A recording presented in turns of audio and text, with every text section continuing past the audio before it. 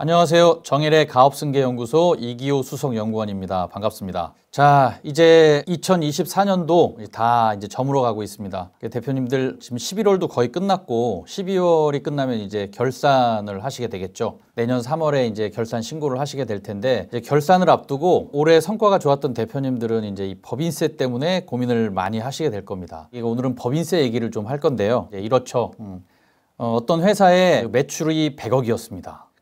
이익이 그중에 10%인 한 10억 정도가 났고요.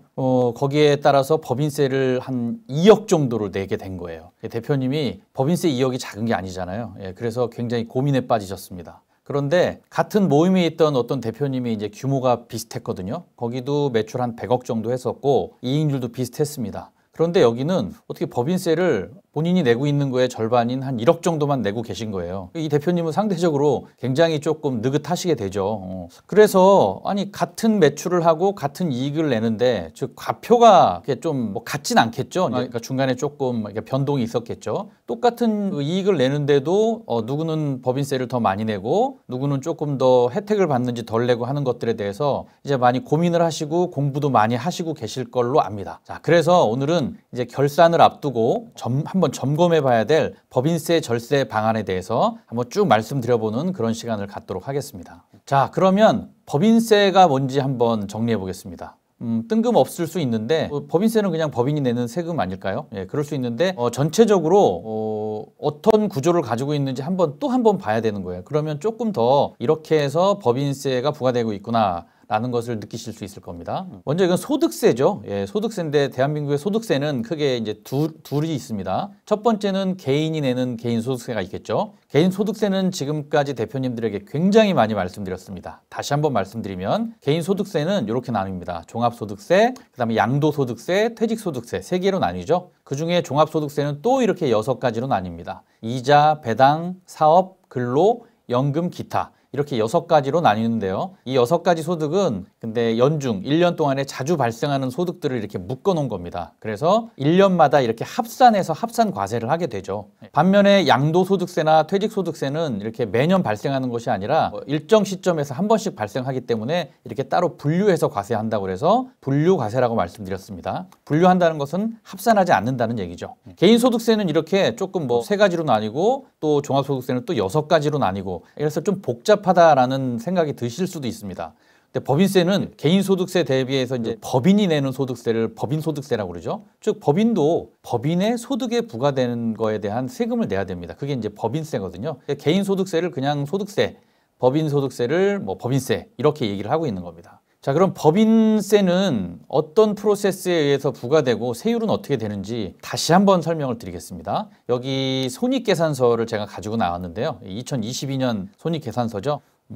업체명은 가렸고요. 자, 한번 보겠습니다. 단위가 100만 원이라 금액이 좀 큽니다. 여기 보면 매출액이 이거 얼마인가요? 이거 매출액이 1000억이에요. 매출액이 1000억이었고요. 그 회사의 매출 원가는 약 500억이었습니다. 원가 빼줘야죠. 그래서 500억을 빼줬더니 매출 총이익이 500억이 나왔습니다. 자, 여기에 판매비와 관리비, 즉 판관비를 또 빼주게 되죠. 판관비가 200억이었습니다. 200억을 빼줬더니 영업이익은 얼마죠? 300억이 나왔습니다. 여기서 우리가 영업의 수익은 더하고 비용은 또 빼준다고 말씀을 드렸죠.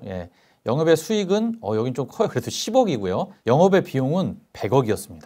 그래서 이제 법인세 차감 전 단기 순이익이 210억이 나왔죠. 쉽게 말해서 이제 저 210억은 과표가 되는 겁니다. 과표에 대해서 법인세를 내야 되는데 법인세 세율은 이렇게 되죠. 자, 2억 이하는 9%, 2억에서 200억은 19%, 200억에서 3천억까지는 21%, 3천억 초과분에 대해서는 24%를 낸다고 말씀드렸습니다. 자, 근데 이제 여기는 대략 200억이면 200억까지니까 대략 그래도 한 20% 내에서 떨어져야 되는데 거의 절반 가까운 법인세를 냈습니다. 법인세가 100억이 나왔고요. 210억에서 100억을 뺐더니 당기순이익은 110억이 나오게 됐습니다. 자, 이런 프로세스로 그 법인세가 부과되게 되는 겁니다. 자, 그러면 법인세를 줄이는 방법을 우리가 한번 생각해 보려고 하는데 어떻게 법인세를 줄일 수 있죠? 한번 이 손익계산서를 보면서 생각해 보는 겁니다. 자, 첫째, 세금이 나왔잖아요. 법인세. 이 법인세를 아예 감면받는 거예요. 그게 이제 세액 감면입니다. 두 번째는 또 뭐가 있냐면 과세 표준 금액 있죠. 저 법인세 차감 전 당기순이익. 이 자체를 아예 줄여버리는 방법이죠. 즉 과세 표준을 줄이면 당연히 세율도 낮아지기 때문에 이 두 가지 차원에서 법인세를 줄이는 방법을 생각해 봐야 된다는 것이죠.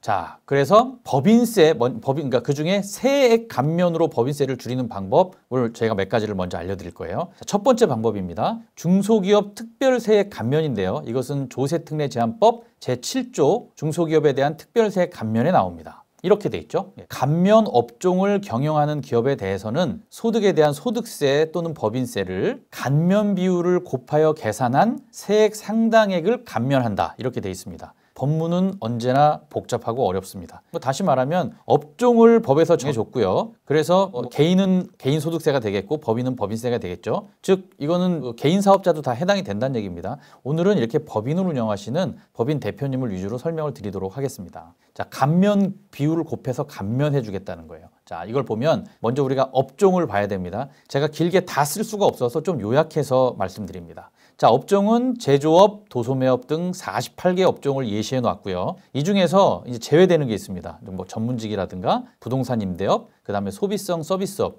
이런 것들은 어디서나 단골로 제외됩니다.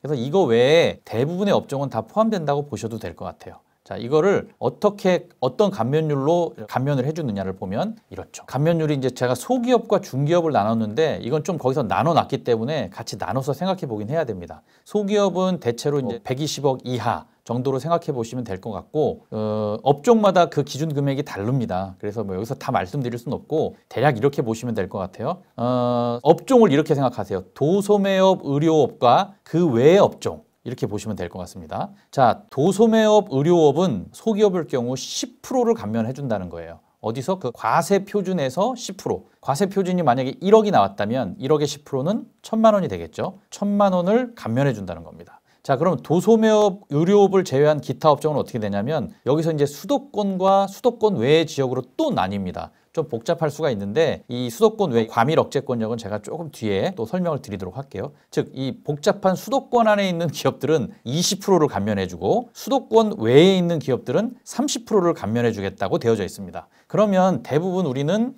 수도권에서 사업을 영위하고 있는 대표님들이 많기 때문에 대체로는 나는 한 20% 정도 감면받고 있구나 라고 보시면 되고 업종과 수도권 내외에 따라서 조금 다르다라고 생각하시면 될 것 같습니다. 자, 그 이상을 하는 중기업이죠. 중견기업은 아니에요. 뭐 한 100억 이상 정도 된다고 생각하시면 될 것 같고 여기는 두 업종 다 수도권은 감면이 배제됩니다. 그리고 수도권 외에서 할 경우에는 도소매업, 의료업은 5%, 기타 업종은 15%를 해주고 있다는 것이죠. 자, 이 정도까지만 아시면 될 것 같고요. 그래서 나는 업종이나 지역에 따라서 조금 다르지만 10%, 20% 혹은 30% 이렇게 중소기업 특별세액 감면을 받고 있다고 보시면 될 것 같습니다. 자, 여기도 제한은 있죠. 한도 및 제한이 있는데요. 한없이 다 감면해 주는 건 아닙니다. 여기 감면의 한도가 있는데 최대 1억까지입니다. 자, 1억이 넘어버리면 그냥 1억까지만 감면해주고 스톱입니다. 그 다음에 또 이런 경우가 있어요. 상시 근로자, 이거 근로자 수가 나오거든요. 근로자 수가 이제 감소했을 경우가 있습니다. 작년에 비해서 올해 1명이 감소했느냐, 2명이 감소했느냐를 보거든요. 그래서 상시 근로자 수 감소 시 1인당 500만 원이 또 없어집니다. 감면을 덜 해주겠다는 얘기죠. 1명이면 500만 원, 2명이면 1,000만 원이 되는 것이죠. 이 한도하고 제한 사항은 참고적으로 알아두셔야 됩니다. 자, 두 번째는 뭐냐면 그냥 중소기업에 대해서는 특별세액 감면이 거의 다 들어가죠. 이제는 뭐냐면 우리나라가 또 어디에 혜택을 주냐면 창업하면 혜택을 줍니다. 자, 그래서 창업 관련 세액 감면이죠. 여기 보시면 조세특례제한법 제6조 창업 중소기업 등에 대한 세액 감면인데 이렇게 돼 있습니다. 대통령령으로 정하는 업종으로 창업한 중소기업이 여기 보시면 중간에 이렇게 돼 있죠. 최초로 소득이 발생한 과세년도와 그 다음 과세년도의 개시일로부터 4년 이내에 끝나는 과세년도까지. 말이 복잡합니다. 쉽게 말하면 5년간이라는 얘기예요. 5년간 소득세 또는 법인세에 다음 각 호의 구분에 따른 비율을 곱한 금액에 상당하는 세액을 감면한다라고 되어져 있습니다. 이것도 역시 말이 복잡합니다. 보겠습니다. 자, 먼저 창업한 업종이 지정되어져 있죠. 대통령령으로 정하는 업종으로 창업한 중소기업이 5년 동안 법인세를 감면받는데 어떻게 감면받냐면 이렇게 되죠. 과밀 억제권력 또 나옵니다. 예, 수도권 과밀 억제권력 외, 즉 밖에서 창업한 청년 창업 중소기업의 경우 100분의 100. 이건 뭐냐면 100%를 감면해 준다는 거예요. 즉 법인세가 나온 거를 다 감면해 준다는 얘기입니다. 두 번째는 이렇게 되죠. 이제는 과밀 억제권역이에요. 과밀 억제권역에서 창업한 청년 창업 중소기업, 그리고 과밀 억제권역 외에서 창업한 그냥 일반 창업 중소기업은 100분의 50, 즉 50%를 감면해 주겠다는 얘기입니다. 자, 이 얘기만 이렇게 들었을 때는 조금 헷갈릴 수가 있는데 여기는 중점이 뭐냐면 청년은 조금 혜택을 주겠다는 얘기입니다. 대체도 아니죠. 그냥 일반 창업 중소기업은 억제권역 밖으로 나가야 되니까요. 자, 그냥 대략 얘기는 이렇습니다. 창업을 했는데 5년간 발생한 소득에 대해서 법인세와 소득세를 50%에서 100%를 감면해 주겠다는 얘기고요. 이 중에 특히 청년은 혜택이 있는데 청년의 기준이 있어야 되겠죠. 청년은 만 15세에서 34세까지를 얘기하고 이때 군 경력 기간은 또 이렇게 더 해주거든요. 근데 최대 6년까지 더 해줍니다. 요 정도 알고 그 뒤에 가서 조금 구분하는 내용을 다시 설명드리도록 하겠습니다. 자, 그럼 아까도 나왔는데 여기도 업종이 있거든요. 자, 창업에 대한 업종은 이렇게 돼 있습니다. 여기 1번부터 18번까지 나와 있죠. 그래서 광업, 제조업 등 18개 업종을 예시해 놓았고요. 이 중에 이제 특별히 보셔야 될 게 하나 있습니다. 여기 보면 5번이죠. 예, 통신 판매업이 있는데 추가됐거든요. 2018년 5월 29일 이후 통신 판매업이 추가됐어요. 이건 뭐냐면 우리 대표님들 사업을 하시는 대표님들이 온라인 쇼핑몰 운영하시는 대표님들이 굉장히 많아지는 추세입니다. 그래서 추가할 수밖에 없었던 것 같고요. 근데 이전에 창업하신 분들은 안 되고 2018년 5월 29일 이후에 창업하신 대표님들만 해당이 된다는 점 알아두셔야 될 것 같습니다. 자, 이제 수도권 과밀 억제권역 나왔죠. 여러 영상에서 말씀도 드렸지만 또 다시 한번 말씀드릴게요. 수도권 과밀 억제권역 하면 딱 떠오르는 게 있죠. 우리나라가 대체로 인구와 역량이 전부 수도권에 집중되잖아요. 그래서 이 집중되는 역량을 좀 분산하려고 하는 목적이 크다고 보시면 될 것 같습니다. 그래서 과밀 억제권역 안에 있으면 혜택이 조금 덜해요. 그래서 가능하면 밖으로 나가는 게 좋은데 억지로 나갈 수는 없잖아요. 예, 억제권역 내에 있으면 어쩔 수 없는 일이고 방법이 가능하다 그러면 가능하면 억제권역 밖으로 나가시는 것이 좋겠죠. 여기 보면 한번 보겠습니다. 과밀 억제권역은 서울특별시를 중심으로 둘러싸고 있는 경기도와 인천을 얘기합니다. 이렇게 보시면 맨 위에 고양시가 있죠. 예.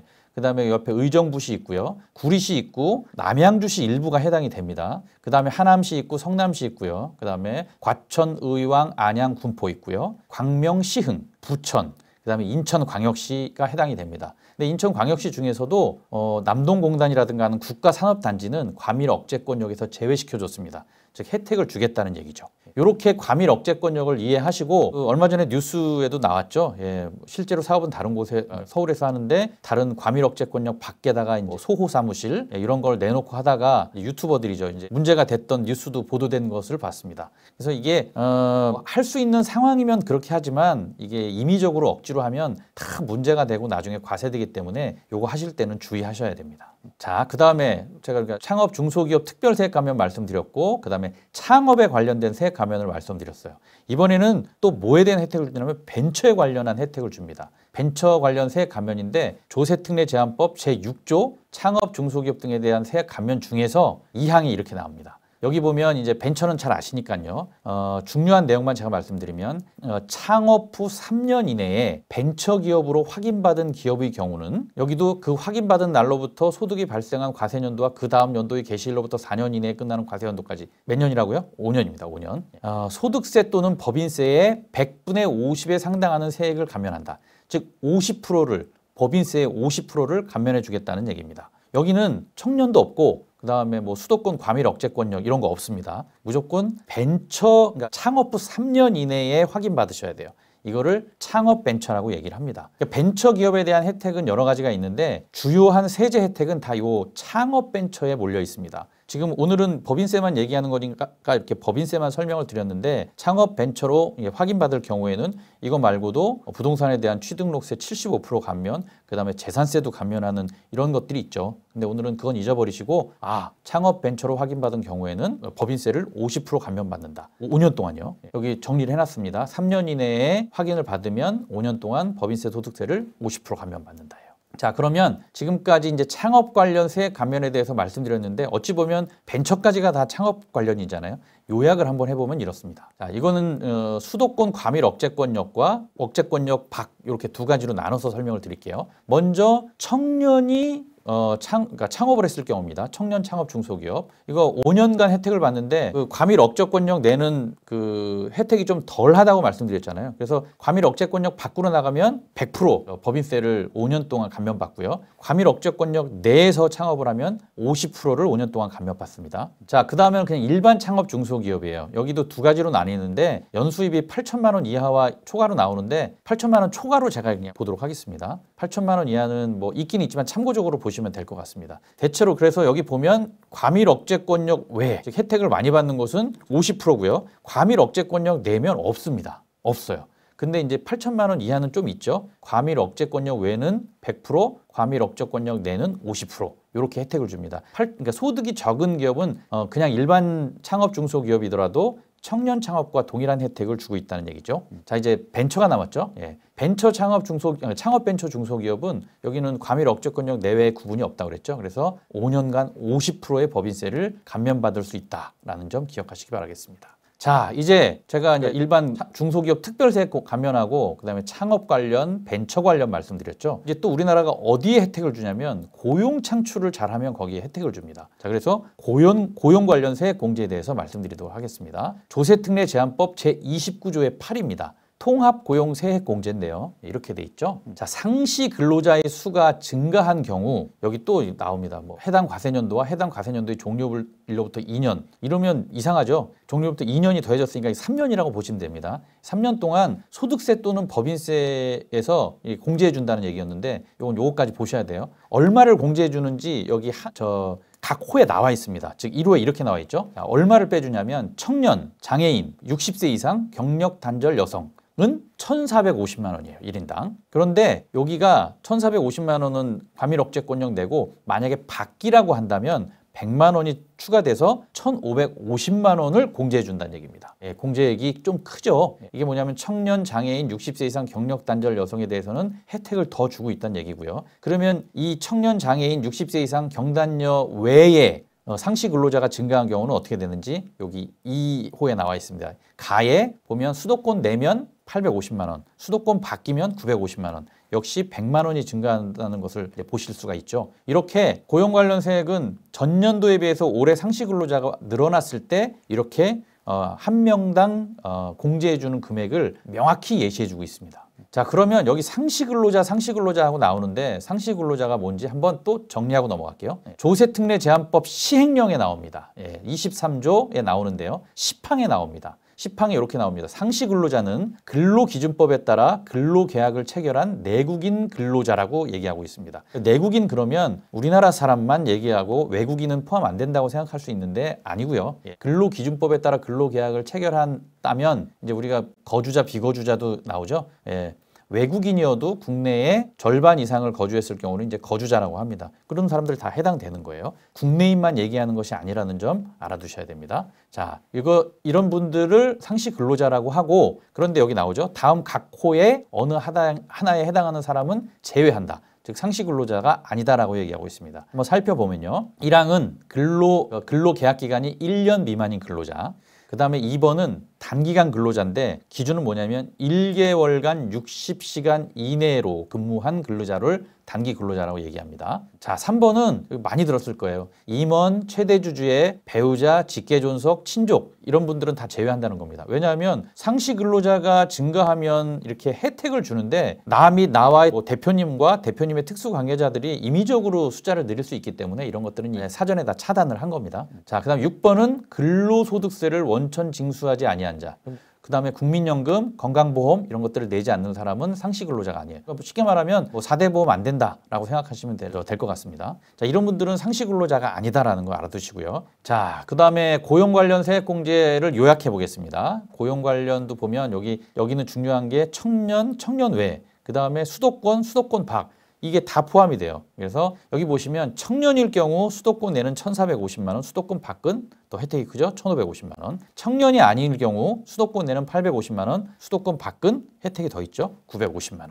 이렇게 이해하시면 될 것 같습니다. 이 예시는 중소기업 대상입니다. 그래서 뭐 중견기업, 대기업은 또 기준이 달라요. 그렇지만 이 영상을 보시는 대부분의 대표님들은 중소기업이기 때문에 중소기업을 대상으로 제가 그냥 말씀드렸습니다. 다 말씀드리면 더 헷갈려 하시기 때문에 그래요. 자, 여기 또 봐야 될 것은 사후관리 조건인데요. 예, 기존에는 2년간 이 조건을 유지하지 못할 경우 환수가 이루어졌는데요. 자, 이 개정이 됐습니다. 그래서 2025년 1월부터 이제 발생하는 공제분에 대해서는 사후관리 조건이 폐지됐어요. 그래서 환수라는 게 이제 없어지고 대신에 유지 시에는 1년 더 추가 공제하는 것으로 내용이 바뀌어졌습니다. 요거 착오 없으시기 바라겠습니다. 자, 그 다음에 또 이제 세액 공제를 하는 것인데 이제 대표님들이 정말 많이 아는 얘기가 나왔습니다. 연구개발비 세액 공제죠. 잘 아시고 계시겠지만 또 한번 차근하게 설명을 드리겠습니다. 조세특례제한법 제10조 연구인력개발비에 대한 세액 공제에 나오죠. 여기 보시면 이렇게 돼 있습니다. 내국인의 연구개발 및 인력개발을 위한 비용은 해당 과세년도에 소득세 또는 법인세에서 공제한다. 법인세에서 공제해 주겠다는 거예요. 빼주겠다는 얘기입니다. 자, 그러면 이거는 좀 복잡할 수도 있는데 전체적으로 저 법조문에 들어가서 내용을 보면 이제 이 내용이 세 가지로 나눕니다. 이게 신성장 원천기술 연구개발비, 그 다음에 국가전략기술 연구개발비 나오는데 이거를 읽어보면 우리 같은 중소기업이 핸들링하기에는 조금 버거운 얘기들이기 때문에 거의 다 우리에 해당되는 얘기는 저 연구개발비 세액 공제, 인력, 인건비에 대해서만 그 다음에 일부분에 투자한 금액에 대해서만 우리가 살펴보면 될 것 같습니다. 자, 그래서 어떻게 공제를 해주냐면 1번과 2번 중에 큰 것을 공제해 주는데요. 1번과 2번이 뭐냐면 1번은 해당 과세년도의 연구인력개발비의 25%, 2번은 단기에서 전기를 뺀 연구인력개발비의 50%, 이 둘 중에 큰 겁니다. 자, 예를 들어보면 이렇습니다. 올해 인건비로 총 연구소 혹은 연구전담부서 인건비로 한 1억이 지출이 됐습니다. 그러면 거기에 25%면 얼마죠? 2,500만 원이 되겠죠. 자, 2,500만 원과 1번이에요. 2번은 올해는 1억을 썼는데 전기, 즉 전년도에는 5천만 원밖에 안 썼어요. 비용을. 그러면 차액이 5천만 원이죠. 그 5천만 원에 50%면 얼마죠? 5, 25. 여기도 2,500만 원이네요. 이럴 경우는 그냥 2,500만 원입니다. 같으니까. 그런데 이런 식으로 비교해서 뭔가 큰 거가 나오면 큰 것을 적용해 주겠다는 얘기입니다. 자, 그 다음에 이 연구 관련에 대해서는 인적 요건과 물적 요건 충족해야 되는 거 알고 계시죠? 예, 그래서 뭐 기업 부설 연구소가 있고 연구 전담 부서가 있습니다. 연구소는 인원 구성이 3명 이상이어야 되고요. 중소기업을 예로 드는 겁니다. 예, 그 다음에 그 연구 전담 부서는 이제 1명 이상만 있으면 되죠. 그래서 규모가 작은 법인은 연구 전담 부서로 가고 그다음에 규모가 좀 있는 법인은 기업 부설 연구소로 가죠. 예, 인적 요건을 맞추기 위해서 그러는 겁니다. 자연계열 4년제 대학 나오신 분들은 바로 인적 구성 요건을 갖추게 되는 거고요. 만약에 2년제면 경력이 2년 이상 있으셔야 되고 이런 조건들이 있죠. 잘 알고 계실 겁니다. 그래서 조건을 맞추셔야 되고 물적 요건도 마찬가지입니다. 연구소 같은 경우는 이제 벽이 있고 출입문이 있고 이런 조건도 있습니다. 근데 이제 50제곱미터 이하 같은 경우는 대부분의 제가 업체를 방문해 보면 연구 전담 부서 같은 경우 다 이렇게 파티션으로 이제 진행을 하고 있더라고요. 거기도 이제 구분되는 이런 파티션 같은 거를 해놔야 된다는 그런 나름대로의 조건들이 좀 있습니다. 오늘은 뭐 그 연구소나 연구 전담 부서에 대해서 자세하게 아는 게 아니라 이것이 있을 경우 법인세를 얼마나 더 공제받는지를 이렇게 살펴보는 그런 시간이기 때문에 구체적인 설명은 피하도록 하겠습니다. 자, 그 다음에 또 여기도 제한 요소 있죠. 뭐 대표이사, 그 다음에 대표이사의 특수관계인, 그 다음에 주주인데 10%를 초과하는 주주, 그 다음에 임원인데 지분을 3% 이상 더 갖고 있다. 3% 이상 초과해서 이상 갖고 있다. 이런 분들은 다 여기 그 인적 요건에서 제외됩니다. 쉽게 말해서 인건비를 계산할 때 안 쳐준다는 얘기예요. 이것도 다 이 제도를 나쁘게 활용할 여지가 있는 것들은 사전에 다 차단하고 있다고 보시면 됩니다. 자, 연구 노트 5년 동안 보관하셔야 되고요. 그 제대로 기업 부설 연구소나 연구 전담 개발 부서를 세우고 연구 전담 부서를 세우고 제대로 운영을 안 하시는 법인이 있습니다. 그 세액 감면 받으려고 공제 받으려고 했지만 실제로 운영 안 할 경우 나중에 취소 시에는 전부 다 공제금이 환수가 된다는 거 잊으시면 안 되고요. 요즘에는 뭐 사전에 이미 다 신청을 해서 뭐 테스트 받고 심사 받고 하는 이런 것들이 많이 생겼기 때문에 쉽게 그렇게 되지는 못할 겁니다. 자, 그 다음에 또 통합 투자세액 공제라는 게 있습니다. 이것은 그러니까 인력 개발비에 대해서 대표님들이 조금 더 생각을 많이 안 하고 계신 것 중에 하나이기 때문에 이 내용을 한번 정리해서 말씀드리겠습니다. 조세특례제한법 제24조 통합투자세액 공제에 나오고요. 내용은 이렇습니다. 대통령령으로 정하는 내국인이 자산에 투자하는 경우에는 기본 공제와 추가 공제 금액을 합한 금액을 이것도 그 해에 소득세 또는 법인세에서 공제해준다, 빼준다는 얘기입니다. 자, 그러면 공제되는 자산 볼까요? 공제되는 자산이 뭐냐면 쉽게 말해서 유형자산하고 무형자산이에요. 유형자산은 여기 옆에 있죠. 기계장치, 시설장치 등 해당이 됩니다. 무형자산은 회사가 사용하고 있는 소프트웨어, 그 다음에 최초에 설정해서 회사가 등록한 특허, 실용신안권, 디자인권 같은 것들 해당됩니다. 이런 것들이 대상이 되고요. 제외되는 게 있는데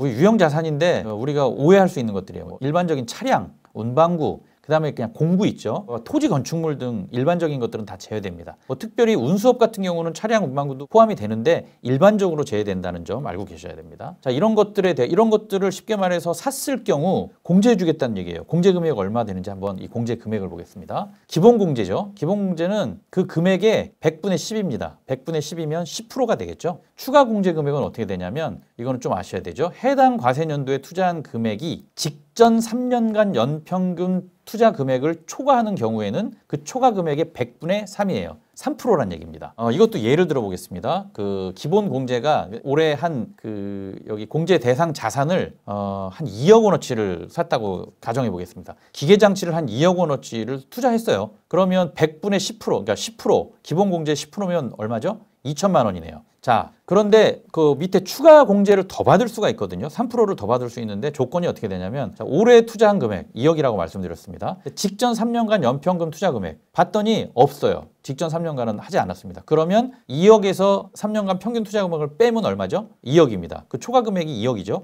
2억이 3%면 얼마입니까? 2, 3은 6, 600만 원이네요. 자, 그래서 2천만 원 플러스 여기 추가 600만 원을 합쳐서 2,600만 원을 공제해 준다는 얘기입니다. 저기 한도도 있죠. 기본 공제 금액의 2배. 기본 공제가 2천만 원이니까 총 4천만 원 이내에서 받을 수 있다라는 얘기거든요. 그럼 우리 여기서는 2,600만 원이니까 해당이 되죠. 이렇게 유형자산이나 무형자산, 특히 유형자산이 더 일반적이겠죠. 이런 것들에 대해서 투자했을 경우는 통합투자세액 공제로 공제를 해준다는 점 잊으시면 안 될 것 같습니다. 자, 이것도 조건이 있습니다. 5년 이내의 기간에 그 자산을 다른 목적으로 사용하고 전용하거나 2년 이내에 그 자산을 처분하거나 다른 사람한테 임대한 경우에는 이거 그동안 받았던 그 세액 공제액 다시 환수해야 되고요. 뿐만 아니라 이자 상당 가산액을 또 내셔야 돼요. 가산세를 내야 된다는 얘기입니다. 가산세는 연으로 따지면 약 8% 정도 됩니다. 더 내셔야 되기 때문에 이것도 세액 공제를 받았을 경우 유지 조건에 대해서 꼭 잘 챙겨서 진행을 하셔야 될 것 같습니다.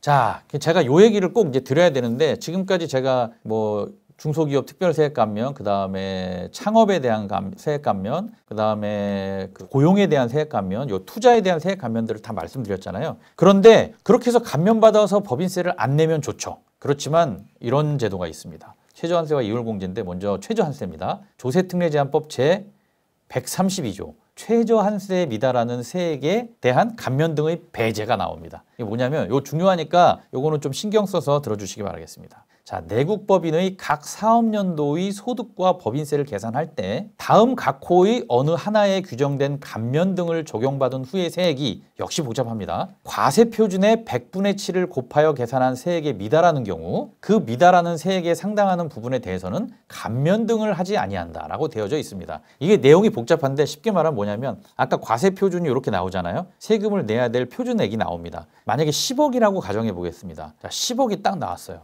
그럼 10억에 과세표준액의 10억의 7%는 얼마인가요? 과세표준의 10억의 7%. 10억의 10%는 1억이죠. 7%는 7천만 원이 되겠네요. 과세표준 금액의 7%. 미달할 경우에, 그러니까 그 이하로 떨어질 경우에는 이 정도는 내야 된다는 얘기예요. 이 정도는 내야 된다는 얘기거든요. 그래서 이게 쉽지가 않습니다.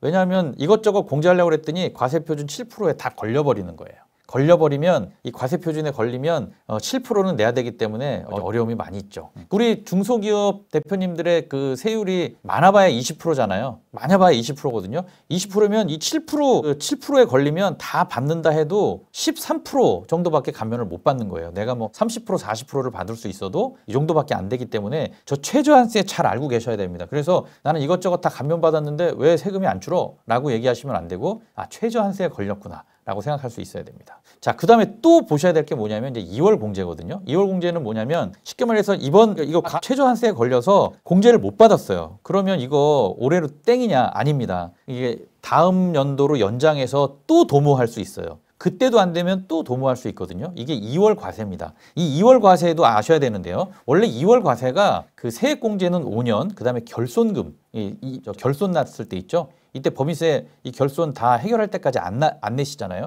그게 10년이었는데 이게 개정이 됐어요. 코로나 때 2020년일 거예요. 이때부터 이게 상황이 어려우니까 세액공제는 5년에서 10년으로 5년이 늘어났고요. 결손금은 5년에서 15년으로 역시 5년이 늘어났습니다. 자, 요 두 내용을 아시고 지금까지 그 세액 감면이나 세액 공제에 대해서 말씀을 드렸는데 해당이 되는지 안 되는지를 한번 살펴봐야 된다는 거죠. 자, 그래서 최저한세와 2월 공제에 대한 요약을 하겠습니다. 자, 이렇게 나오죠. 첫 번째, 중소기업 특별세액 감면입니다. 이거 최저한세에 해당이 돼요. 그래서 나는 20%를 감면 받잖아요. 감면 받아도 7%는 내야 된다는 거죠. 여기 다 걸립니다. 그 다음에 특별 세액 감면은 2월 공제는 안 됩니다. 그 해에 다 종결이 되는 거예요. 두 번째, 창업기업 세액 감면 있잖아요. 창업기업. 여기도 그 창업기업은 청년도 포함되는 거예요. 여기는 조금 독특합니다. 알아두셔야 돼요. 이제 최저한세를 법인세 감면을 100% 받는 거 있었죠. 청년이 과밀억제권역 밖에서 했을 때 100%였잖아요. 자, 이럴 경우 100%는 최저한세에 해당이 안 됩니다. 그래서 다 받고 최저한세에 걸린다 이런 게 없는 거예요. 예.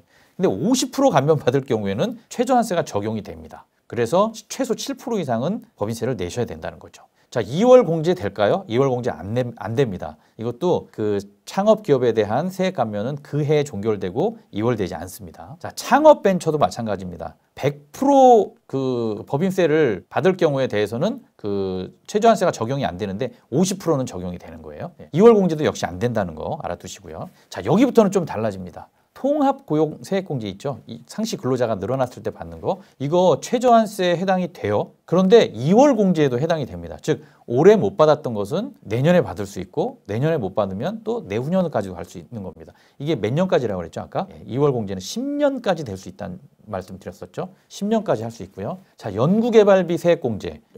저 대부분은 다 최저한세에 적용이 되거든요. 유일하게 또 연구개발비 세액공제는 최저한세에 적용이 안 됩니다. 그래서 제가 규모가 그렇게 크지 않은 중소기업에 가보면 법인세를 안 내시는 법인들이 있는데 그런 법인은 10중 8구 다 연구개발비 세액 공제로 다 감면받고 계신 거예요. 최저한세 7%에 걸리지 않으니까요. 2월 공제도 됩니다. 연구개발비 세액 공제 같은 경우는 굉장히 큰 혜택이 되겠죠. 자, 그럼 방금 전에 말씀드린 통합투자 세액 공제 이거는 최저한세 적용이 되고요. 그 다음에 2월 공제 역시 적용이 됩니다. 그래서 여기 고용이라든지 연구개발, 통합투자 이런 것들은 2월이 된다는 거 이해하시고 잘 그러니까 뭐 세무대리인이 세무사무소에서 잘 챙겨주겠지만 혹시나 실수할 수도 있으니까 대표님들도 잘 알고 계셔야 된다는 점 말씀드립니다. 이 중에 저 통합투자세액 공제하고 맨 위에 있는 중소기업 특별세액 감면 있죠. 이거는 서로 중복 적용이 안 됩니다. 둘 중에 하나만 해야 되는 거죠. 그래서 중소기업 특별세액 감면은 대부분의 법인들이 다 받고 있는데 혹시 없다. 그러면 자세히 살펴보면 아마 통합투자세액 공제를 받고 있을 거예요. 자, 그 다음에 이겁니다. 이제 제가 지금까지 이제 세액 감면, 세금 자체를 감면받는 거를 말씀드렸잖아요. 근데 그런 것들은 이미 결정되어져 있거나 아니면 새로 시작할 때 점검해 봐야 될 문제라는 그런 좀 요소가 있죠. 그런데 지금 당장 급한 거죠. 올해 이제 한 달, 두 달밖에 안 남았는데요. 이 영상을 보실 때쯤이면 한 달 정도밖에 안 남았을 텐데 지금 당장에 이익이 많이 나서 법인세를 당장 줄여야 되는데 그런 것들을 사용할 여지는 많이 떨어지죠. 그럴 때 사용할 수 있는 것들이 과표 자체를 줄여버리는 과표 감소로 법인세 줄이기라는 겁니다. 그중에 첫 번째. 자, 급여는 받고 계시기 때문에 갑자기 늘리시는 데는 한계가 있을 거예요. 상여금 지급으로 과표를 줄이는 방법입니다. 여기 보면 이거 제가 영상에서 많이 보여드렸던 거예요. 쉽게 말하면 상여금 내가 지금 연봉을 한 1억 정도 받고 1억 2천이라고 할게요. 월 1,000만 원 받아서. 그런데 이익이 너무 많이 나서 법인세를 다 내기가 싫습니다. 상여금으로 한 3억 가져와 버리고 싶어요. 3억을 집행했더니 문제가 생기더라는 거죠. 거기에 대한 내용이에요. 여기 판례인데요. 여기 보면 이런 식으로 많이 상여금을 가져갔더니 과세관청에서 여기에 대해서 이제 과세를 해보니까 과세했다는 거는 뭐냐면 손비 처리를 안 해줬다는 거예요. 여기 보면 제목이 임원 지급 상여금을 이익 처분에 의한 상여로 보고 손금 불산 위반 처분의 경우입니다. 그러니까 쉽게 말해서 뭐 여기는 이유는 이익 처분이라고 그랬는데 손금 불산입 시켜버린 거거든요. 요지가 이렇습니다. 자, 왜 손비 처리를 안 해줬느냐? 첫 번째, 정관에 임원의 상여금에 대한 아무런 규정이 없었대요. 그 다음에 이사회 의사록을 제출했는데 그 의사록에서 인주가 묻어 나왔대요. 왜냐하면 급조했다는 것에 대한 증거죠. 그 다음에 임원들별 구체적인 지급 사유 및 성과 상여금 산정 기준 및 특별 기여를 하였다고 볼 수 있는 자료가 없었대요.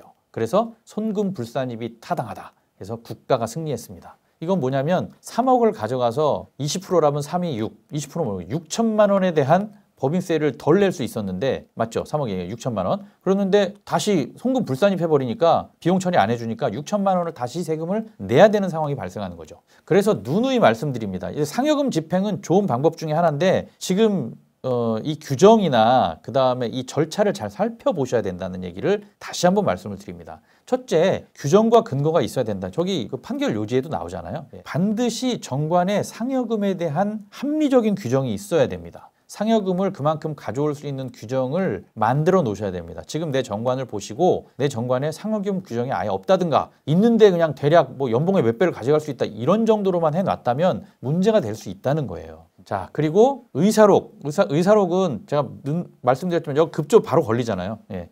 좀 운이 없다고 볼 수도 있는데 어떤 일을 진행할 때는 뭐 이사회 의사록, 주주총회 결의서 반드시 다 같이 첨부해서 진행을 하셔야 됩니다. 왜냐하면 이게 다 상법적인 절차이기 때문에 근거와 절차를 명확히 지켜야 나중에 이것 때문에 문제가 됐을 때 소명을 제대로 할 수가 있는 거죠. 자, 요건 주의사항을 말씀드린 거고 지금 할 수 있는 거는 상여금을 집행하는 겁니다. 집행하는데 지금 준비가 되어져 있지 않다. 지금 연락을 주셔야 돼요. 그래서 거기에 대한 제도나 근거를 마련하고 이제 집행할 수 있도록 해드리겠습니다. 자, 두 번째는 또 뭐냐면 이제 경영인 정기보험으로 과세 표준을 줄이는 거예요. 이전 영상에서도 말씀을 드렸는데 이 법인세를 줄이는 방법이 있다면 잘 활용하셔야 됩니다. 그 중에 하나가 이건데요. 자, 경영인 정기보험이란 뭔가요? 리스크에 대비한 이거는 그냥 보험입니다. 보험인데 단기간에 해약 환급률이 많이 높습니다. 그리고 이건 만기가 되면 해약 환급금이 없는 상품이에요. 그래서 손해보지 않는 시점에 가서 이 보험을 해약해서 이거를 상여금 혹은 퇴직금 재원으로 활용들을 하시죠. 근데 이게 법인세를 줄이는 것과 무슨 상관이 있느냐? 여기 이걸 보셔야 돼요. 여기 보면 보장성 보험 보험료의 손금 산입 시기에 대한 기재부 공문이거든요. 손금 산입 이슈가 여기 들어가 있는 거예요. 즉 손금 산입이란 뭐냐면 과세 표준을 줄여주는 역할을 하는 거잖아요. 우리가 급여로도 줄이고 상여금으로도 줄이고 없는 인건비를 줄일 수는 없는 거잖아요. 이제 거기와 비등한 금액이 아마 보험 정도가 될 것 같은데 여기 이렇게 돼 있습니다. 내국 법인이 퇴직 기간이 정해지지 않아 퇴직 시점을 알 수 없는 임원을 피보험자로 거의 대표님들을 말씀하는 거예요. 얘기하는 거예요. 그 다음에 법인을 계약자와 수익자로 하는 보장성 보험에 가입해서 사전에 해지 환급금을 산정할 수 없는 경우 법인이 납입한 보험료 중 만기 환급금에 해당하는 보험료는 자산으로 계상하고 기타 부분 만기 환급금이 없는 부분은 보험기관의 권고에 따라 손금에 산입하는 것입니다. 라고 했습니다. 저기 위에 다시 가보시면 이 상품은 해지 환급금이 없거든요. 만기에 해지 환급금이 없습니다. 그래서 내는 보험료를 연간 다 전액 손비 처리를 할 수 있는 보험이고 거기에 따라서 법인세를 절감할 수 있다는 거예요. 자, 이게 만약에 한 달에 한 300만 원? 이면 1년에 3,600만 원입니다. 그러니까 어느 직원을 한 명 쓸 수 있는 것과 동일한 효과를 내는 거죠. 손비 처리가 되니까요. 근데 여기는 급여가 나가면 다시 돌아오지 않지만 이 보험을 갖다가 다시 돌아오기 때문에 대표님이 유용하게 쓰실 수 있는 거라는 얘기예요. 자, 그런데 지금 이제 기간이 다 가버렸네요. 예, 뭐 11월에 하시면 이게 또 선납이라는 제도도 있잖아요. 뭐 1년치를 미리 낼 수도 있습니다. 그러면 그거 다 한 번에 손비 처리를 할 수 있으니까요. 이런 것들이 있다는 거를 아셔야 되는데 지금 쓸 수 있는 방법은 상여금과 경영인 정기보험 같은 것들을 활용하는 것이다 라는 것을 제가 말씀을 드립니다. 자, 오늘 결산을 앞두고 점검해야 될 법인세 이제 절감 방법에 대해서 이제 여러 가지를 좀 말씀 많이 드렸죠. 정리해 보면 이렇습니다. 먼저 세액 감면이 있었죠. 중소기업 특별 세액 감면, 창업 중소기업 세액 감면, 그다음에 창업 벤처 세액 감면 말씀드렸죠. 그다음에 세액 공제도 말씀드렸어요. 통합 고용 세액 공제, 연구개발 인건비 세액 공제, 통합 투자 세액 공제 말씀드렸고 마지막으로 손비 처리할 수 있는 상여금, 경영인 정기보험에 대해서 말씀드렸습니다. 자, 이렇게 말씀드렸는데 법인세는 수익이 많이 났을 경우 법인 세금은 내면 다시 돌려받을 수 없는 돈입니다. 예, 내고 나중에 이걸 어떻게 가져가느냐는 두 번째 문제고, 일단은 난 수익에 대해서 가능하면 법인세를 많이 내지 않는 여러 가지 방법이 있다면 대표님들에게 많은 도움이 되겠죠. 예, 오늘은 일반적인 상황에 대해서 주로 말씀을 드렸고, 이제 상담 요청을 하시면 법인의 상황과 그 다음에 여러 가지 여건을 보고 거기에 맞춰서 저희가 컨설팅을 진행하니까 대표님들 영상 보시고 법인세에 대한 상담이 필요하다라고 생각되시는 대표님들은 연락 많이 주시기 바라겠습니다. 자, 오늘 영상 시청해 주셔서 감사합니다. 남은 1년 마무리 잘 하시고 결산도 잘 하시고 건승하시기 바라겠습니다. 감사합니다.